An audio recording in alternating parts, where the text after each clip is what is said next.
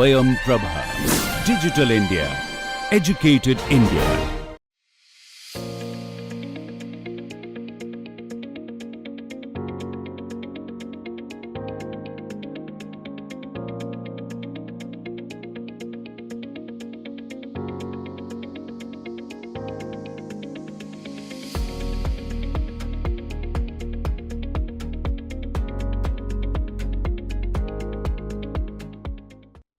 Welcome back. In lecture 13, we will talk about Municipal Solid Waste Management Plan preparation, and this is part 1 of the lecture. So, first, the different concepts that we will cover are Municipal Solid Waste Management Plan in general, Integrated Municipal Solid Waste Management, Extended Producer Responsibility, Informal Sector Integration, Decentralized Waste Management, Clustering Approach, and few other key guiding principles of Municipal Solid Waste Management Plan. So, as we have already discussed, Municipal Solid Waste Management is an essential core municipal function, and it's the core service that has to be provided in every urban areas. And as per the 12th schedule, this service is mandatory, so there is no options to it. We have to provide it. So, because of that, we have to also prepare a plan for provision of this kind of service. And this service should be, and when we do prepare the plan, of course, we have to have certain targets. So, normal municipal service, the municipal solid waste management service should be efficient, particularly in the urban areas. Should be, it should focus on the cleanliness of the urban area. That means the urban area should look clean. It should focus on the waste processing and disposal of the residue and disposal of the residue after waste processing. Then it should focus on the urban environment and the urban health. So these are the key terms that has to be first explored when we prepare any kind of solid waste management plan. So as we have learnt already, the plan preparation is guided by the state policy and strategy on solid waste management. And as you know, the state policy and strategy is based on the Municipal Solid Waste Management Rules 2016. And the mandatory and the discretionary functions in regards to solid waste management that is undertaken by the ULBs that are decided by the state municipal acts. That means what aspects of what kind of services has to be provided in details, that is decided by the state municipal acts and the state policy and strategy for that particular state. Now, every plan that we prepare for an urban area is prepared as per the local context, because all plans cannot be uniform. It has to be adjusted as per the local area, the geographic context, the climate context, and so on. It is also adjusted as per the vision and the long-term requirements of the ULB. Every ULB has got stakeholders. Based on the stakeholders, based on the administrators, there is a vision that is formed for that ULB. There is a long-term requirement that are determined for this particular ULB. Based on that, the plan is prepared. And finally, as per the financial capacity and the resources available for the municipality, plans are prepared. So, we have already discussed service plan preparation in earlier modules. So, the Municipal Solid Waste Management Plan is also is prepared based on those particular principles that we have discussed earlier, but with certain modifications as per the service, which is the Municipal Solid Waste Management Service, which is specific to this particular service. Certain aspects has to be changed. So, tools, equipments, manpower, technology, vehicles, processing and disposal facilities, the overall service design, all this needs to be decided and designed, right? So, we need to decide on what sort of equipment, tools, technology, how many manpower we require. All this has to be determined as per the plan that we will prepare, or the plan will include this. And also similarly, the overall design of the service for this ULB also is part of our Municipal Solid Waste Management Plan. So, as we have learnt in our previous lecture, that not only the municipal service, that is waste collection service or transportation service, these are not only the important processes that has to be adopted or taken up in Municipal Solid Waste Management Plan preparation, but there are other aspects also which has to be looked into. As per Municipal Management Laws 2016, not only technical aspects but other aspects which will facilitate the overall solid waste management process, that has to be looked into. What are this? Institutional capacity building. So the institutions which are involved in solid waste management, the capacity building of those institutions to make them stronger, to make them more efficient.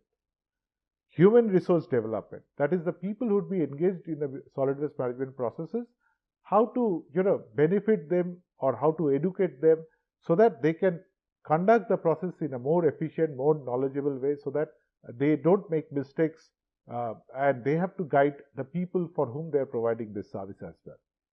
Then technology capacity building, that is use of advanced technologies and all. Financial capacity and management, that is we have to make sure we have adequate funds for conducting the projects or executing the projects that we need to execute in that particular urban area. Community participation, involving the community in the process. The overall legal framework and mechanism for enforcement, because there would be people or there would be stakeholders who are opposed to the suggestions which are opposed to the decisions, the final decisions taken by the municipality, the decisions taken for overall benefit or the greater good, but some people may always object. So for them, there has to be a legal framework and mechanism so that we can enforce the decisions. Then how to handle public grievance and complaints, that has to be also looked into. So these are also part of the municipal plan preparation. So not only determining what number of vehicles we require to transport waste or what should be the collection mechanism, but all these aspects are also part of the municipal plan preparation, solid waste plan preparation. So coming to the planning period, usually solid waste management plans are prepared for the long term. That is, we have a 20 to 25 years of planning period. Now, we can say that not all aspects are planned like that, but if I am considering a landfill facility, if I am considering an incineration plant, the time period considered is around 20 to 25 years, right? So, for capital infrastructure, we would consider a long period, and we will have an overall vision to achieve a certain level of solid waste management in an urban area, which requires a lot of time. So, that can be for a 20 to 25 year period. But every 5 years, there has to be implementation targets. So, these are the short-term targets, or you can say for labor-intensive part of the work, there would be short-term targets, which could be for 5 year periods, right? And there are also intermediate targets of 2 to 3 years, where there will be a review of the measures or review of the processes or review of the activities that we are conducting during the short-term periods, and if required, we need to modify them. So, as we have discussed earlier, the distribution pattern of services may need to be modified based on changing priorities for that area, which can be done after review of a certain period of 2 to 3 years, and after that we can even modify that. So, there is a short-term component and then there is a long-term component. This is mostly is about the labor-intensive part. This is mostly the capital-intensive part. So, coming to the key guiding principles of solid waste management plan preparation for Indian urban areas, as per the suggestions given in the CPHEO manual prepared for the Ministry of Urban Development, a few principles are being proposed. Along with that, there are other principles which are adopted or highlighted by other state governments, which we will also talk about. So, the first principle is integrated municipal solid waste management. So, this is actually where we talk about minimizing the waste dispose and maximizing resource recovery. So, this is primarily following the 3R process. So, that is reduce waste generation, recycle waste and reuse some amount of waste, right? So, but in addition to that, we can always say that recycle or reuse how. So, we can even have other aspects which are also covered in this overall process. So, overall the approach is to follow this 3R process, right? So, the first job is to reduce the generation of waste altogether. So, first job is to reduce during product design, production, packaging, use and reuse. That means, how do I ask people to use or generate less waste? How do I ask producers to design products which generates lesser waste? So maybe earlier discussions on your this life cycle analysis and all these things has to be considered when we go for product designs or package designs and so on, right? Similarly, for using and reusing, like for example, based on our use of plastic, we can say that, well, I can, instead of using plastic, I will use a proper bag, and I will take it to the market every day, fill it up with whatever I buy, instead of using plastic. And I can reuse certain things, like for example, I can use containers multiple times instead of throwing them away, right? So, and also we have to, of course, design the container so that it could be reusable. So this is the first step, and then subsequently, in an integrated fashion and gradual fashion, we have to go to the second step, which is, once we reduce whatever the remaining waste, we have to maximize recycling of waste from the remaining waste, right? So in here, we will try to recover as much of materials as possible which can be recycled, and this can be only possible through waste segregation. So if I don't segregate, I will not be able to recycle. So that's how integration has to be. Separate collection of different waste streams. So that means not only segregation by the households, but the collection system has to be designed so that we can collect this waste separately, right? And then take them to a recovery center or a sorting center. And recovered materials, whichever we can recover, they can be again taken up and they can replace virgin resources. That means, instead of using trees for preparation of paper pulp, so that new paper is created, we can reuse the paper, we can put it back into the process, and we can reduce the utilization of trees, and that can actually reduce that virgin resources, right? So that is how we can actually reduce the overall resource consumption.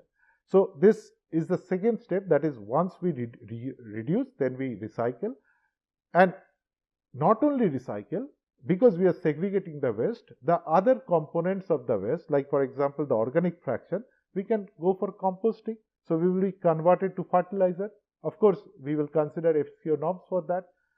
Then the other part of the waste where it is where we can do combustion. That means, after composting, after recycling, whatever is remaining, within that we can take out the waste which is of a higher calorific value, which is more than 1500 kilocalories, and we can generate energy via production of heat, electricity or fuel from segregated dry rejects. So after I take out the wet waste, that is the biodegradable waste, after I reduce the amount of waste which can be recycled or reused, the remaining waste we can go for this generation of energy. So after generation of energy, which could be done via biomethanation, pyrolysis, gasification, incineration, refuse derived fuel, co-processing, after these processes, whatever is remaining, and also these processes also generate some amount of waste, like ash and all those things are produced from incineration. So whatever remains, whatever is produced from this process, goes into the waste disposal stage, which is the inert waste which is disposed in the sanitary landfill. So all these steps are done in a very integrated way, and only waste from one step these are followed in sequence, so that we can gradually reduce the quantity of waste finally which is going into the landfill site. So this is called integrated municipal solid waste management. But integration is not only limited to the waste process, the processes that we will adopt, but it also talks about integration of the different stakeholders, integration of the informal sector, integration of the community organizations, NGOs, private companies. All this is also, or integration of the different kinds of generators, so waste generators, so that we can utilize the waste generated from different generators, and we can go for biodegradable waste segregation and all these things, right? So that is the integrated solid waste management process. The second principle is extended producer responsibility. We have already talked about this, but to go in a little bit more detail, we say that producer's responsibility extends beyond consumption when the waste is disposed, then also there is some responsibility from the producer. So the production or the producer should facilitate the segregation of solid waste. How? What he can say is, for hazardous waste components or e-waste components, he can say that the producer will take back this kind of components by you cannot throw them directly into the municipal stream. You have to just give there is a phone number attached with this particular component. It is given as a label with this component. You can call them, and people from that company will come and they will take back this kind of products. So what they will do is they can recover some items from this product, or they will process it in a safe way and then dispose it further. So that is the first thing. Then reuse, that is, for example, disposal refund system for bottles. For example, you return an aluminum can for a soft drink, or you return a glass bottle for a soft drink, you will get some money back, right? So because you are getting money back, you are getting the incentive to return it. And what the company does, they will take the bottle, they will clean it, they will reprocess it, or they will take the can, melt it, and then again make a new fresh can, and they will again reuse it, right? So that's reuse. Finally, recycling, that is for used cars. Example is used cars. For example, companies have set up some recycling plants, both scrapping and recycling plants. These are done together. Different companies in India are also setting up where they can recover certain items from the vehicle which could be reused also, and or they can recycle them also, or they can reuse those particular parts. And finally, for storage and treatment, like for batteries and all, these are things which needs to be also stored safely, and then they have to be walked upon as well. So this kind of things could be facilitated by the producer themselves. Then, but if I just ask producers to do it, because these are private companies, they will not do it, right? Because it doesn't improve their profit. So in that case, it has to be made, this kind of extended producer responsibility has to be made mandatory through legislation or rules or laws. Sometimes good companies, or companies which really cares about the environment, or they want to do some amount of good work for the societies and all, because that actually generates goodwill and people will use their product more. So in that way they get benefit. So they could also take a voluntary approach. Like for example, there are retail take back programs by certain companies and all. So that means you can return some of the items and all. So this kind of voluntary approaches are also there, so that you can return once your product is used, then you can return that particular product and so on. Then national and state level regulations has to be created to make things mandatory, or whatever the guidelines that is required to do this. Then guidance and monitoring is also required, because you cannot just make the rules, but you have to ensure that these are implemented by the different companies and all. So that monitoring and guidance is key. And finally, some local level initiatives could be also taken up at the ULB level. That means ULB can do some sort of schemes or programs with some producers and all to do some local level activities to improve the solid waste management process. Now, two things. One is RFID tracking. This is one technology which is also nowadays being utilized. So we utilize these tags. We can put it in some products. So that these tags carry information about the product. So what happens once the product goes into the waste stream? It goes to the recycler, which may not be that company, but to some general recycler. The recycler can actually scan this particular RFID, and it will get the required information for recycling this product, right? So that it will know that these are the components which are there, what are the processes that has to be adopted. All this information is there with this RFID, with this tag, right? So that kind of RFID tracking is possible. Then we can go for eco-labeling of products. We can give some sort of labels saying that what sort of environmental safety and all is part of this particular product, or you can say that okay, how this product is adhering to certain environmental norms, or it can talk about how to return the product, or what number to call if you want to return the product after its use, and so on. So this sort of eco-labeling could be also done. So Government of India has also come out with guidelines on extended producer responsibility. particularly for plastic packaging. And this has been done under the plastic management waste management rules of 2016. So we will talk about this in detail in subsequent lectures. The next key guiding principle is the integration of the informal sector.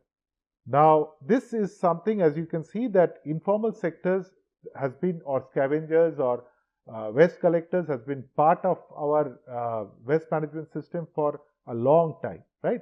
So many of these people, their livelihood depends on collection of garbage, or if they want to, they not only collect garbage, but they also recover some amount of materials from the garbage and they sell it to local recyclers or to the kabaddi system or the scrap dealers, and they earn some money out of it, right?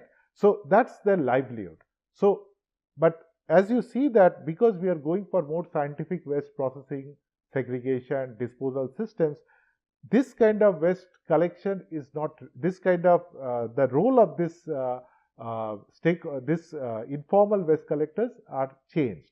For example, if I do proper collection, door-to-door collection, bring it to a sorting facility, this particular waste, and do a formal sorting of the waste, this waste collectors will not be able to get access to this waste, right?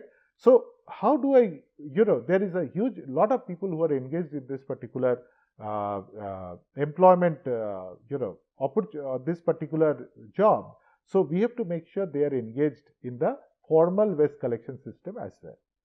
So they can be involved directly as a private entity.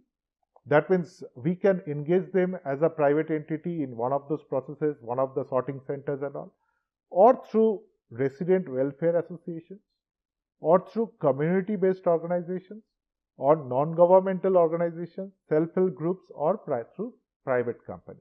So that means we can engage them directly, the ULB can engage them directly, or they can be done via this set of organizations. So sometimes what happens, sometimes the informal sector workers can be given legal recognition as well in form of associations such as cooperative, self-help groups and so on.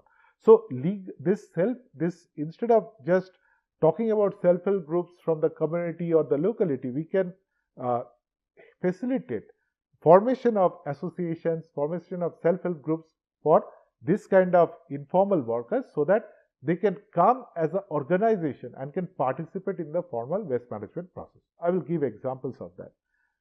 So what we have found out from experiences is involvement of the informal sector actually reduces the overall cost of the solid waste management service. And usually earlier they were dealing with the scrap dealers or informal system, but they can now be made part of the formal recycling system. And also by law, manual scavenging is banned, so there is a need to provide job opportunities for these people. And if I want to really go into decentralized waste processing, that means we want to do it at local levels, at community levels waste processing, we require the help of this informal workers in this particular formal waste management process. So how we can promote informal sector integration in the formal solid waste management process? What we can do is we can provide social security and health benefit scheme for this kind of workers or this sort of members of these associations which are formed by this sort of informal workers. So that at least they have some social safety net. Availability of low interest loans. Why do we want to do that? Suppose the municipality or the ULB gives that gets certain says that certain work has to be conducted. For that tenders are floated, and if that requires certain amount of guarantee of money and all. So if they are able to take some, and also if suppose there is a group of the self-help group of waste workers, they don't have money, right? So to do something, you need to buy some equipment, you need to follow certain procedures. So for that, the ULB can make sure that some loans are available for these people, so that they can also participate in this tendering process. Okay. Then some excise and tax exemptions, for some fiscal concessions for these self-help groups which are made of these informal workers, so that they are exempt from paying taxes and all and so on. priority allocation of small contracts, smaller contracts of waste segregation, waste collection can be given to this kind of workers, right? We can prioritize that. And capacity building, so that overall their capacity, their knowledge, everything increases and they can participate in that formal process. So I will discuss a case study where a cooperative of self-employed waste pickers, Swatch, was engaged in Pune, and how they actually helped in improving the overall solid waste management process in Pune Municipal Corporation. So, as you know, Pune Municipal Corporation is a progressive city it's a growing city, and solid waste solid waste management. Its operations are conducted in a decentralized way in Pune Municipal Corporation. The city is divided into multiple zones, and we know the administrative structure of this kind of urban bodies.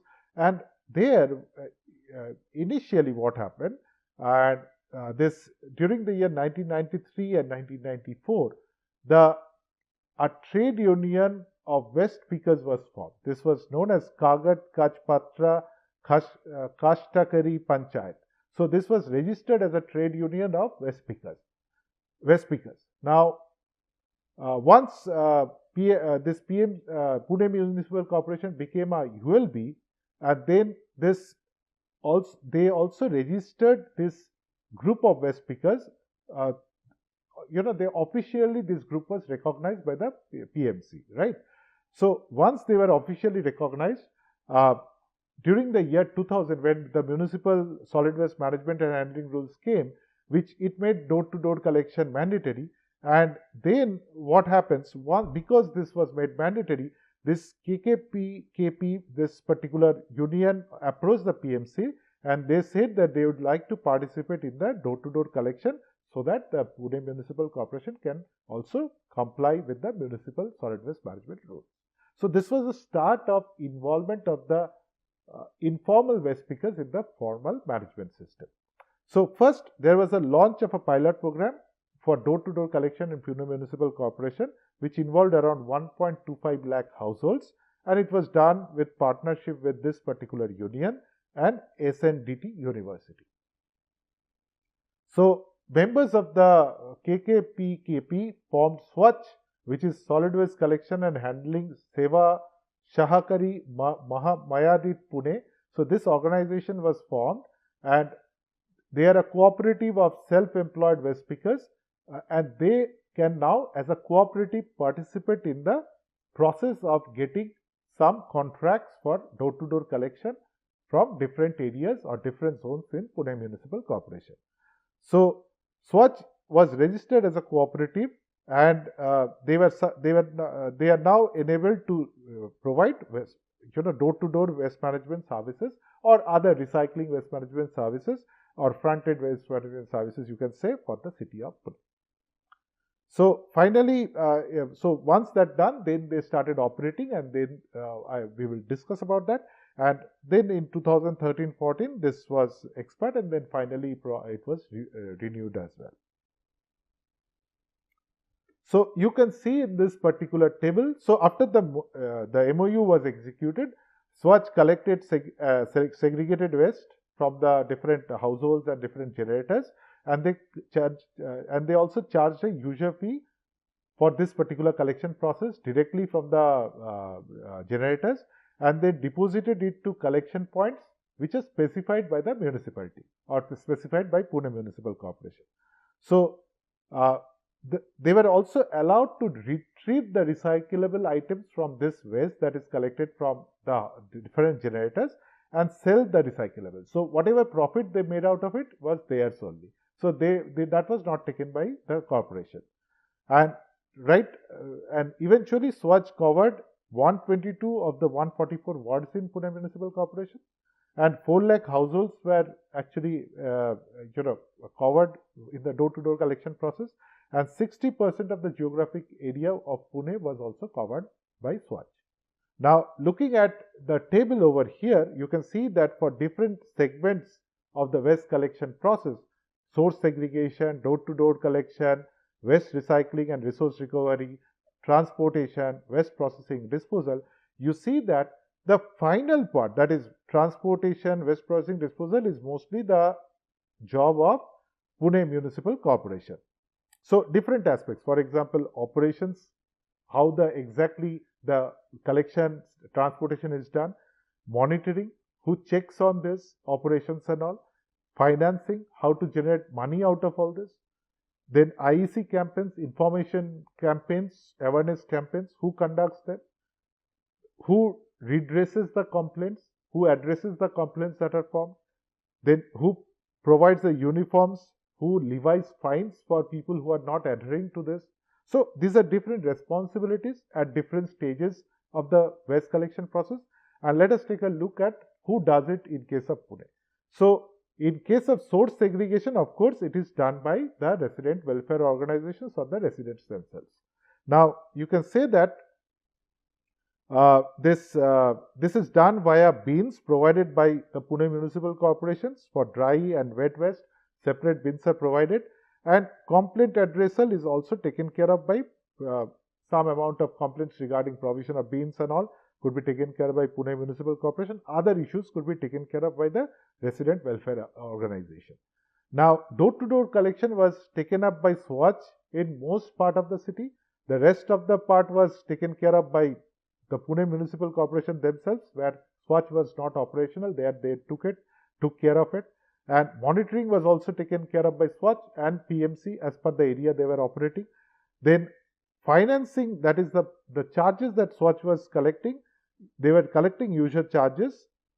They got an operational grant and subsidy of ₹5 per slum household by PMC. For slum households, they were paid some additional money by PMC. But for other households, they were collecting fees themselves. So similarly, for waste recycling part and all, entirely, the Swach took care of operations. Swach took care of monitoring, as well as generating money by selling this also was taken up by Swach.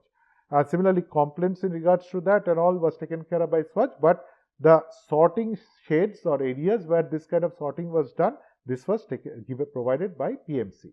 Similarly, uniforms, push carts, all the IT equipments that was required, this was provided by PMC as well. So this is how overall you can see that informal groups could be actually formally brought into the process of solid waste collection, solid waste management for urban areas. Now, one more thing, that is, it's not only the informal collection, how the waste collectors are involved in this, but because they have formed a cooperative, we have to build up their capacity, and they are also have to have a certain organizational structure similar to the municipalities to conduct this kind of operations. So this figure actually shows that. So on the left side you have got Swach, and on the right side there is PMC. The PMC organizational structure or organizational structure of urban local bodies we have discussed earlier. For example, we have the municipal commissioner, joint municipal commissioner, solid waste officers who are there at the central offices. Similarly,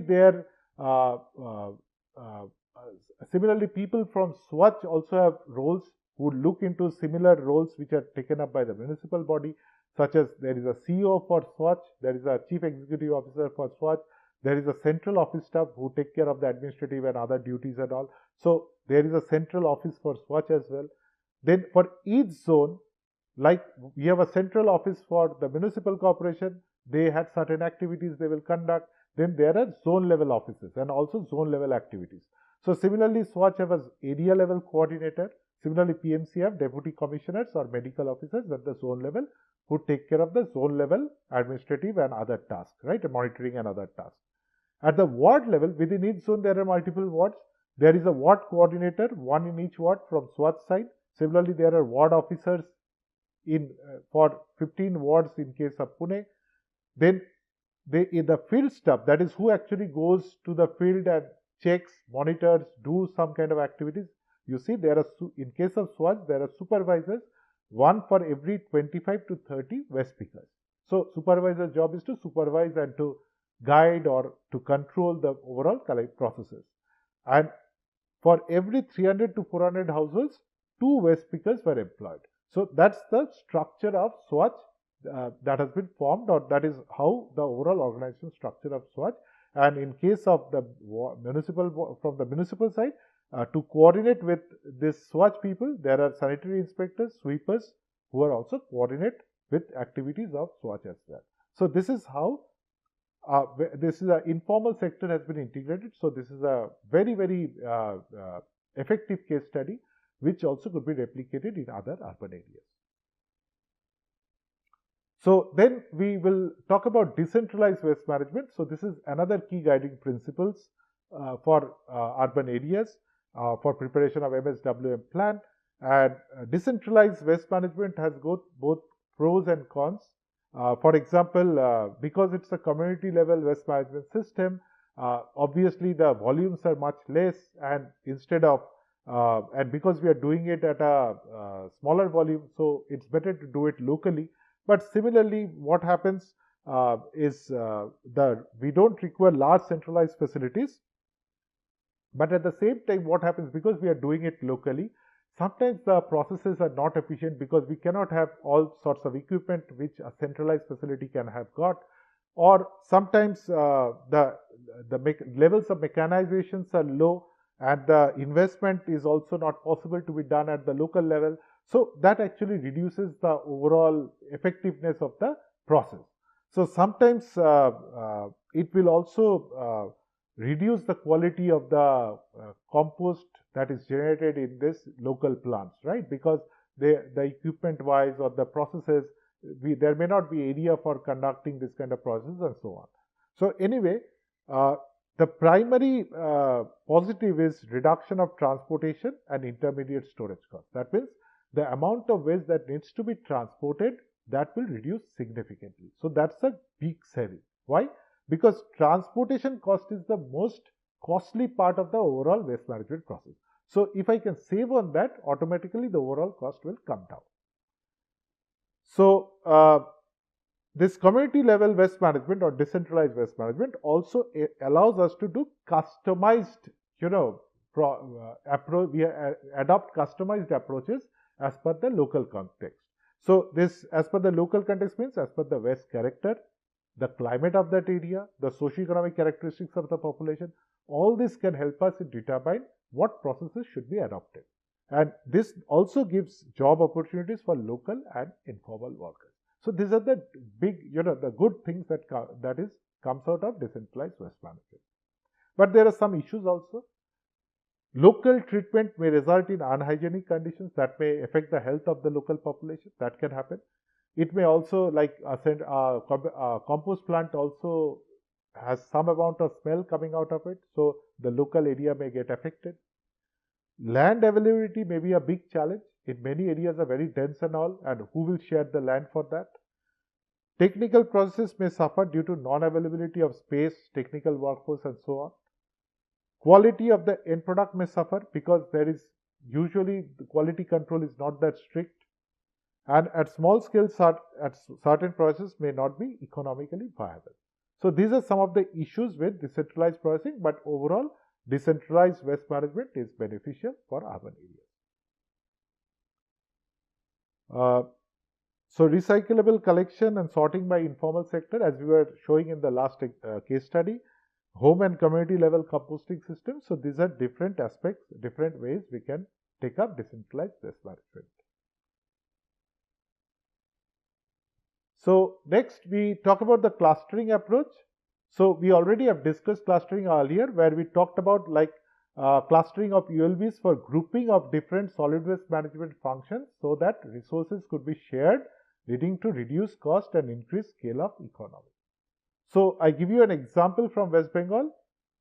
Out of all the municipal bodies that are there, or urban local bodies there, 64 are standalone sort projects. That means solid waste management is done in a standalone way in 64 municipal bodies or urban bodies, whereas for 22 other cases, clusters have been formed so that we can economize on scale, or we can reduce the cost, or based on the area availability for for disposal sites and all, this has been clustered. So as you can see in this particular table, the first cluster includes Suri and Dubrajpur municipality. These are nearby. and minimum land area required is 4 acres for Suri and 5 acres for Dubrajpur. So these are taken together and we provide some area for that. And you can see a little bit details about the amount of population or people that is being served. So that is also key. If the people is served in both the places are not that much, or there can be some criteria on determining size of or the total population of this area, so that we can determine on the facility. So clustering could be based on the distance between the cities. If these are nearby, we can cluster them. Per capita waste generation, if they are similar or similar characteristics of waste, that is another thing. And waste generated by the city, that is the total quantity of waste generated, also plays a role. That means if the population by combining them is adequate and the waste generated is adequate, in that case we can go for a single facility. So similarly for Rampurhat and Nalhati, they have been clustered together. In Kuch Bihar, Mathapanga, Mekhliganj, Haldibari, Tufanganj, so these all municipalities has been taken together as one cluster. So these are some examples of municipal clusters which have been formed for provision of more efficient solid waste management services. So in addition to what we have discussed, there are few other guiding principles. One is of course climate change. In today's context, we have to be careful about climate change because it's a reality now. We are seeing its effect every day. And considering the impacts of climate change, we have to consider site selection, design of landfills. Because of climate change, we are seeing increased chances of cyclones, increased flooding, and also we need to be careful about site selection and design of landfills. Special focus has to be on reduction of emission of greenhouse gases because that is what leads to global warming and climate change. 3 R's, we have to really focus on the 3 R's, that is waste to and also waste to energy and landfill gas capture. So we can capture the methane that is generated in the landfill and reduce the amount of greenhouse gas emission.